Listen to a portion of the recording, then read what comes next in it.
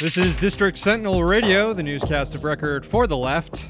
I'm Sam Sachs. I'm Sam Knight. We are broadcasting out of the Intern Nate is Not a Worker studios in Washington, D.C. Check out the website, districtsentinel.com. We're back with our live stream here. Pretty exciting times here. Hopefully it'll go a little better than yesterday went. And I'd like to debut a new camera angle. Folks, we've got Sam Knight mouth action. Yeah. We've got Sam Knight mouth action. Unfortunately, I'm still behind this thing, but pretty soon we'll have a new camera, hopefully to buy tomorrow's show. If not, definitely by next week's show, we'll have another camera set up where we'll get some of my mouth action too. That mouth action. The people have been demanding. People demand the mouths. Yes. You got to give them the mouths. We're starting here. We got this new time here, 4:20. I think we're gonna roll with this a bit. I don't see any problem. We've gotten some good 1620, as it's known. Yeah, we've gotten some good feedback on the 1620 military time at the 4:20 time. So we'll roll with this for a little bit, but depending on like how the news breaks, we might have to move it, 20 minutes here, 20 minutes there, 30 minutes. So I don't know. We'll try to keep it as regular as we can. Yep. So this came across my timeline this morning. Tweet from Michael Avenatti last night, the possible 2020 presidential candidate. Has he declared? Can you even declare? Is it too early to declare by FEC regulations? I don't think there's any regulations against declaring. That's this right, early, of course. John Delaney, John Delaney is already declared. He declared. Yeah. So Avenatti had something for a change that was interesting to say. He had this to say about court packing, quote, "Whoa. In light of the Garland seat that was stolen, together with the events of today and the hiding of the docs, etc., referring to the Kavanaugh hearings, the court must be expanded to 11 seats after 2020. The Dem nominee must commit to this or not receive the nomination, IMO. There is far too much at stake. #Basta." I've seen a lot of people describe Avenatti as a grifter. Yeah. And probably is. I don't think that's too far off from the truth. No. But if all he does is force the issue of court packing in the Democratic primary, welcome. Yeah. Welcome. I will welcome Michael Avenatti to the Dem primary. I won't shit on him if he's able to succeed at that. I agree 100%. Going to get to the news here right now. We're haikus now in the middle of the show. We're still working through our backlog of haikus. If you haven't heard your haiku yet, it might come up in a few minutes. If it doesn't, promise it'll come up in the next show or the show after that. Are we going to read stream comments now, or are we too afraid of perhaps accidentally closing a program and ruining the show? No, we can read some stream comments. We got Keister on the stream who says 4:20 is the perfect time. We've got Joseph says blunts. We've got Dan here who is asking if anyone saw that Alex Jones Marco Rubio thing. Oh, we saw it. We're going to be talking about it here. We'll get to that shortly. in a bit. Yeah, so we'll keep checking in here on the live stream YouTube comments. Hopefully you all know how this works. If you all have trouble accessing the YouTube or the live stream or anything, let us know. I know my mom has had some difficulty. And she thinks she can't be the only one. I think she might be, but let us know if you're having trouble so we can diagnose some of this stuff, if we can. I don't know if we can. All right, it's Wednesday, September 5th, 2018. Here's the news.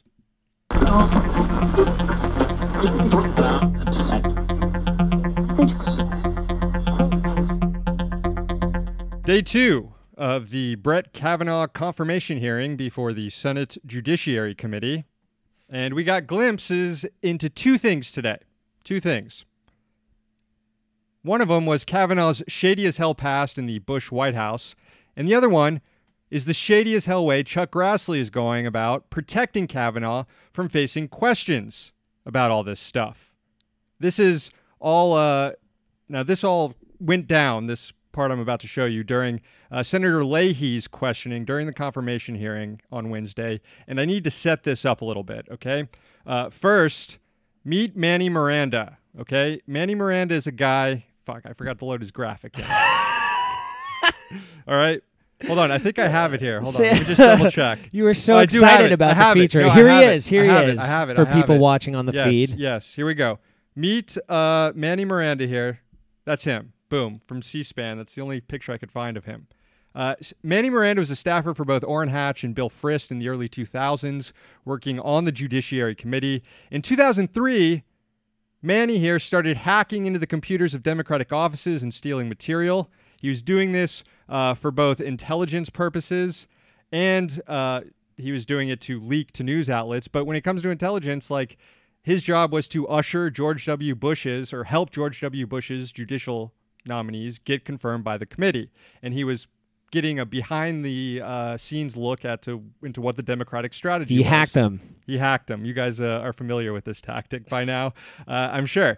Anyways, Manny was busted for all this. He resigned in disgrace, but the Bush administration declined to prosecute him. So that's Manny Miranda's story right there. Here's where Kavanaugh comes in. Yeah. Here's where Kavanaugh comes in, okay?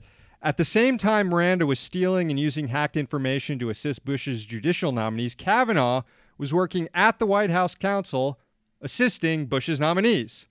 Kavanaugh was working closely with Miranda.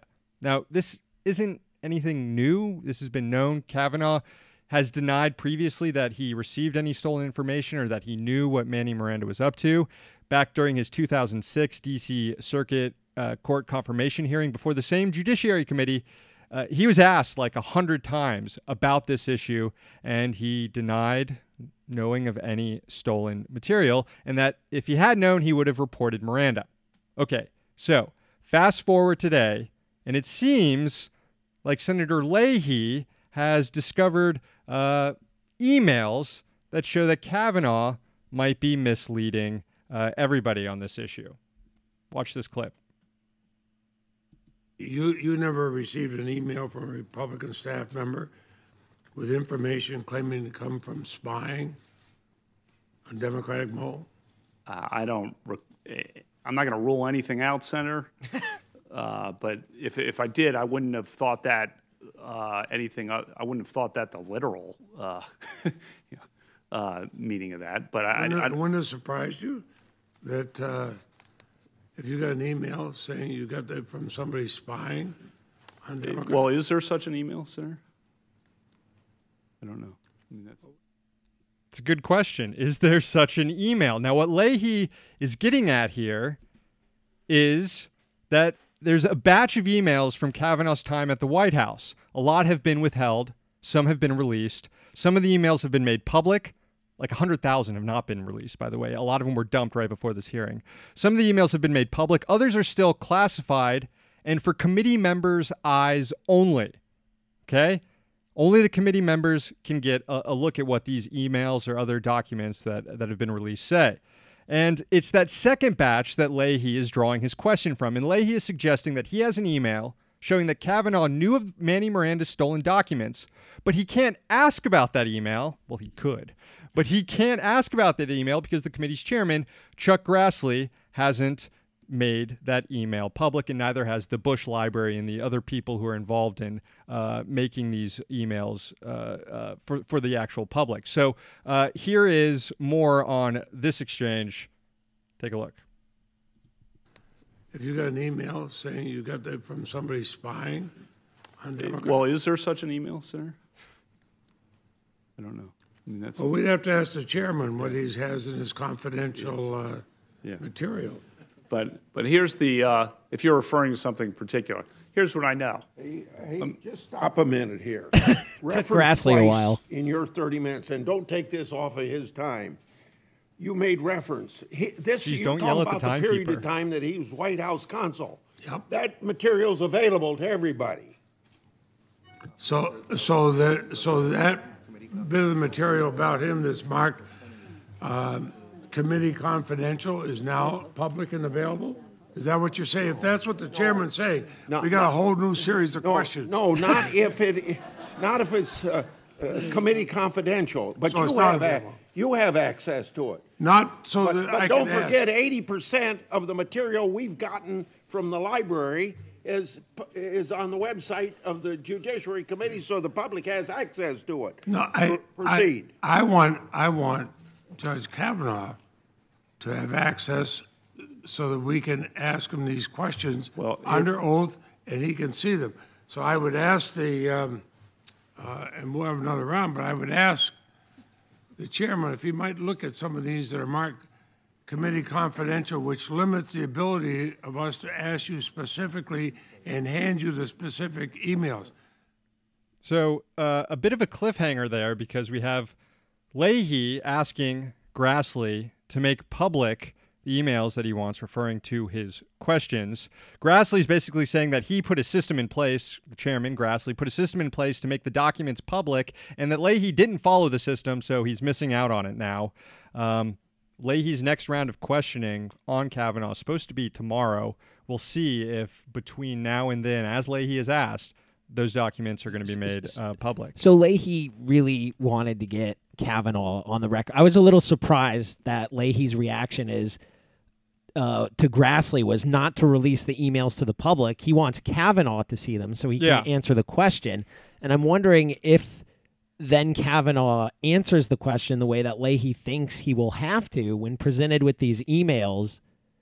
Because this sounds pretty fucked up here. Well, it's hard to believe that here's two guys, Kavanaugh and Manny Miranda, who are working, hand in glove to usher through Bush's nominees at the same time.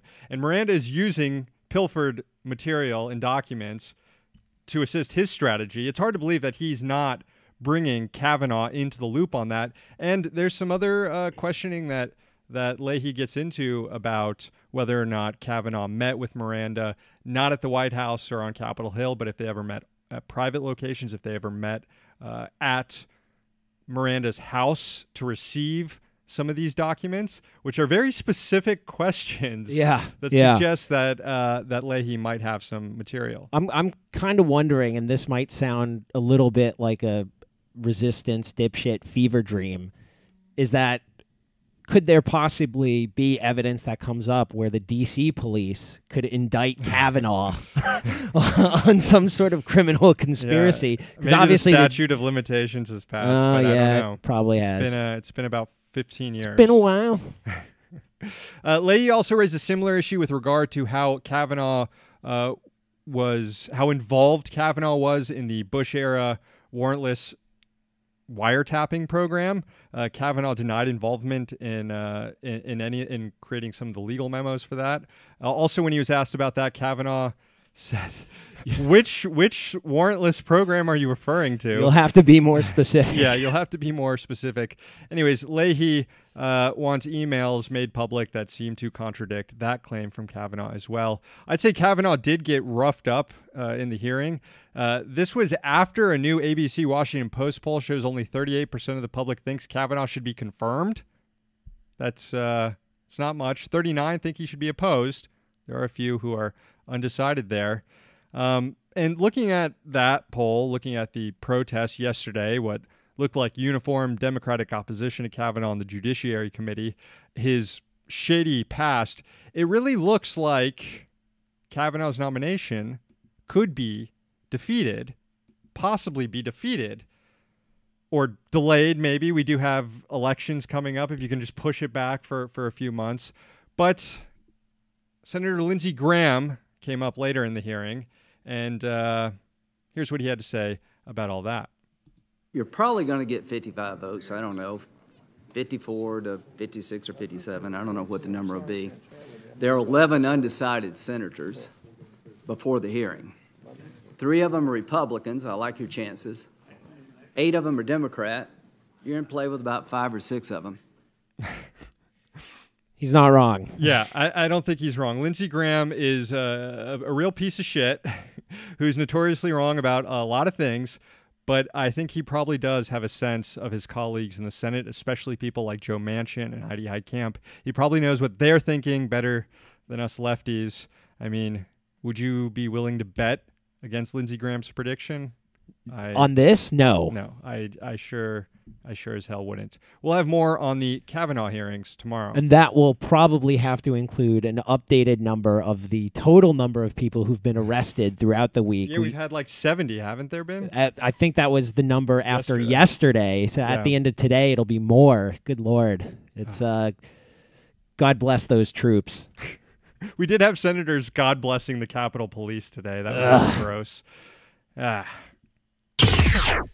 The Senate Intelligence Committee held a hearing today on foreign governments' manipulation of social media. Twitter CEO Jack Dorsey and Facebook COO Sheryl Sandberg testified before the panel. Google didn't send an executive. A lot of Republicans criticized them for this. Probably they're pandering to Trump's dumbest supporters, given his recent tweets on Google shadow banning conservative news or whatever. Unsurprisingly, some Republicans used today's hearing on foreign interference in the U.S. to pester these companies about enabling American interference abroad. Here was Marco, horny for war in Venezuela, Rubio.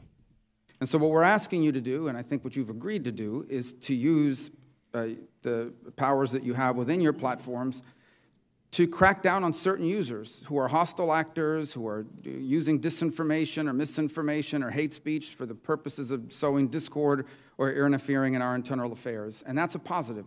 Here's the problem, though, and we have to start thinking about what happens when an authoritarian regime asks you to do that, because their definition of disinformation or misinformation could actually be the truth.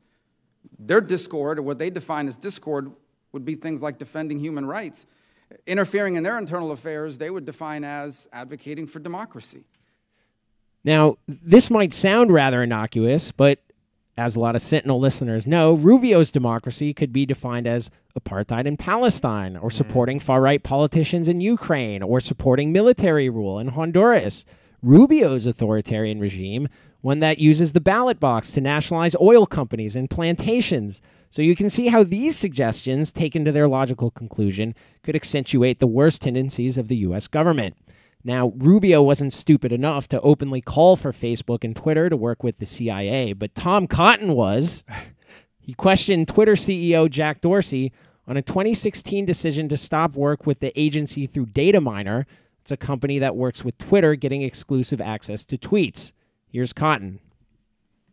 Would you now reconsider the decision to cease your cooperation with the Central Intelligence Agency or other American intelligence agencies? We are always open to any legal process that an agency would present us. So we don't believe it necessary. This is a global policy around surveillance in general and real-time surveillance. Now, before this clip, Dorsey told Cotton Twitter stopped the data miner CIA cooperation because, quote, we have a long-standing policy against using public Twitter data for ongoing 24/7 surveillance. Yeah, it takes a guy like Tom Cotton to make Jack Dorsey look good. Because Tom Cotton didn't mention this, but according to the website The Verge, just months after stopping work with the CIA, Data sold its services to the FBI. Anyway, definitely look out for another story on this hearing in the next edition of the Sentinel Zine, which comes out Monday. At least it's scheduled to. And in more, we're trying our best here, folks. We're trying our best. And in more two-man operation. And in more lighthearted news coming out of the hearing today, Marco Rubio got in a verbal dust-up with Alex Jones in the halls outside of the hearing. Here is how part of that went. Yeah. Well, who are you, man? Yeah, sure. I swear to God, I don't you know better who hope you you are, can man. deplatform me. Tens of millions of views. InfoWars. Bigger than Rush Limbaugh. He knows who InfoWars is. Playing this joke over here. That's why the deplatforming didn't work. But here's the question. Here's a question. Don't touch me again, man. I'm asking you not to touch me. Well, sure, I just patted you nicely. I know, but I don't want to be. I don't know. You want me to get arrested? I don't know who you are. It's not just going to take my First Amendment. It's not just enough to take my First Amendment. Oh, he'll beat me up. Did you? I didn't say I that. know I am, but he's so mad. You're not going to silence me. You're not going to silence America. But there are You are literally like a little gangster thug. There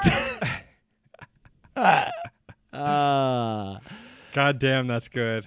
Holy shit. Now, as I noted earlier in the segment, I think Rubio is a total sleaze. Yeah, I mean, it's easy to feel bad for someone in that situation being heckled by Alex Jones, but I don't at all. I loved how uncomfortable Rubio was. True. He did squirm. He did look like a robot, like shades of that time that Chris Christie freaked out at him on stage, and then all he could do was repeat the same line over and over again. Yeah. I don't know. I definitely would have maybe got a minor bit more respect for Rubio there if he decked Alex Jones. Maybe started strangling him with a lanyard. Yeah, yeah. I don't know. If you're a lawmaker, I don't want to sympathize too much with lawmakers, but I was wondering, because I couldn't help but wonder after this, what's the best way if you're a lawmaker to deal with Alex Jones? Well, we saw Bernie Sanders get confronted with him at the airport, and Bernie just kind of kept walking away from him. And we saw Bernie's aide, Ari, kind of like get in Alex Jones' face and call out Sandy Hook truther stuff. If I can stop you there for a second, though, this was Rubio was also talking to like 3 other reporters at the same time here. You couldn't ignore, you couldn't ignore Alex couldn't Jones. just walk away from that situation. I honestly liked where Rubio was going when he went with the whole "don't touch me and I'll handle myself," because I think you have to like treat a bully a bit like a bully. Rubio backed down pretty quickly and went with the whole dismissive approach, but I don't know. I liked your idea about like daring him. Yeah, I think he should have maybe taken off his coat, started like walking around in a circle, be like, "Let's go." It's like, I am the face of the tyranny. I'm the that tyranny. You talk about. Come at me. I'm the tyranny. Take your shot. Take your shot. Let's go. Let's go outside. Anyways, let's get off federal property. He didn't do that. Folks, this is just a globalist trap. You know what? I think it's time to read some poetry. Most podcasts around this time thank their sponsors. Give a shout out to MailChimp or something. You just did. I hope I did just do that. Fuck, we're not sponsored at all by them. Fuck MailChimp. What we are is sponsored by our Patreon subscribers, and I think it's time to read a few haikus. Just to reiterate, MailChimp is not good. No.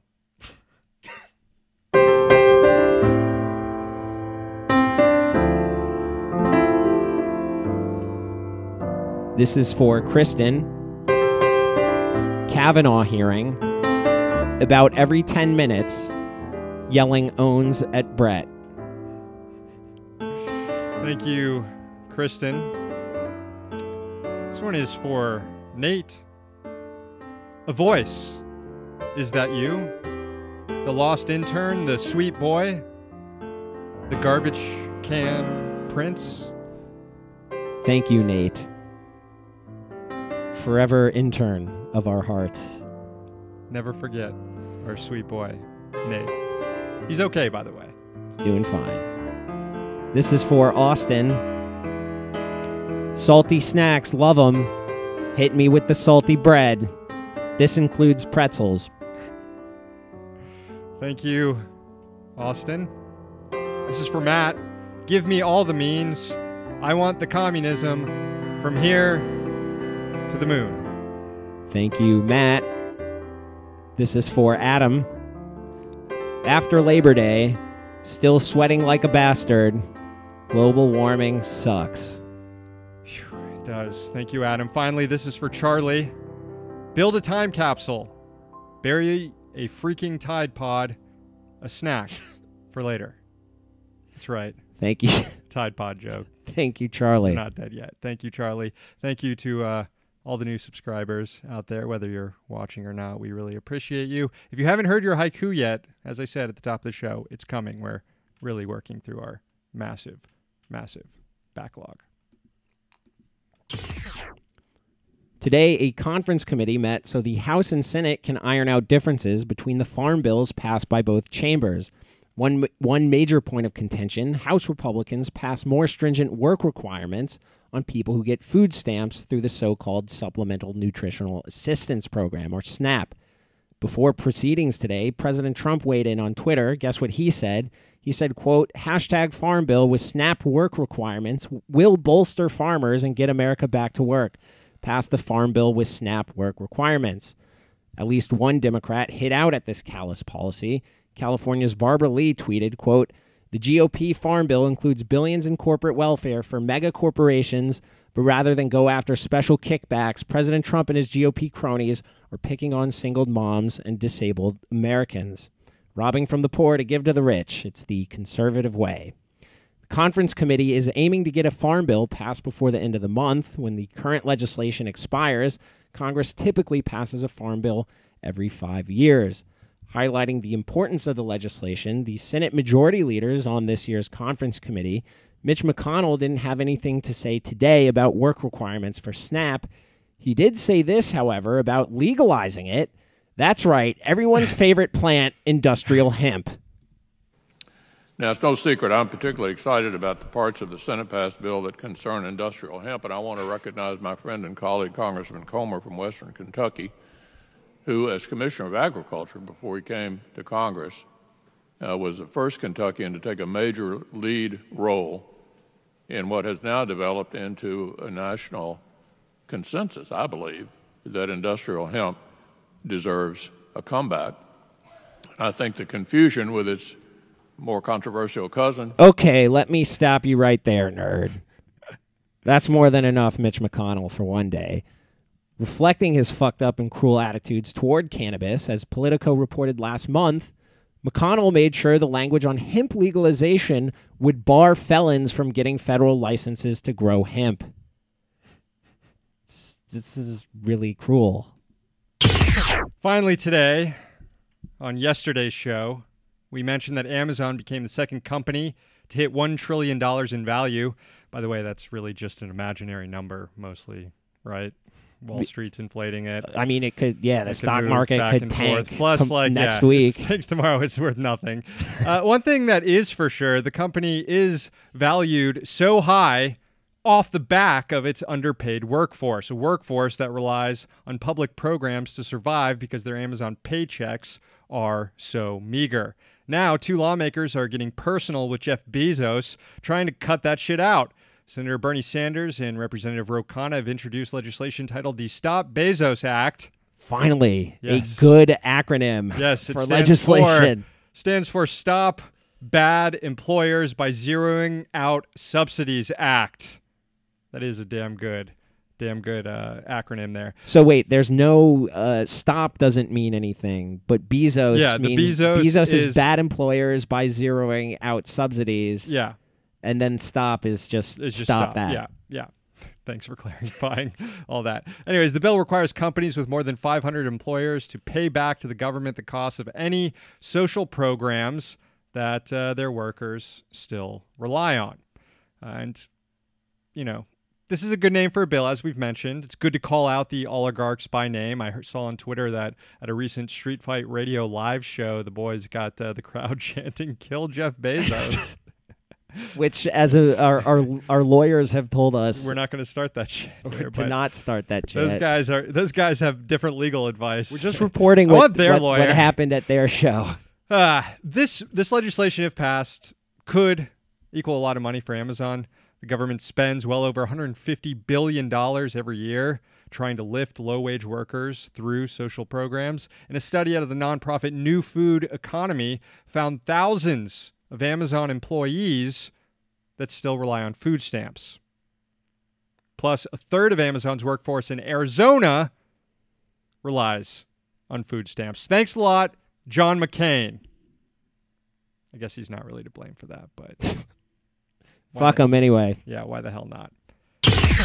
Folks, we've reached... Still getting mad about Amazon, Bezos, getting mad about Mitch McConnell barring felons. Yeah, a lot of stuff to get mad at. There should be something in that legislation saying that not only do marijuana convicts get like licenses, they should get reparations too. But I've just, McConnell posed in front of that Confederate flag once, so you do the math. Yeah, checking out the chat room here, we suddenly have a chant going on of kill Jeff Bezos.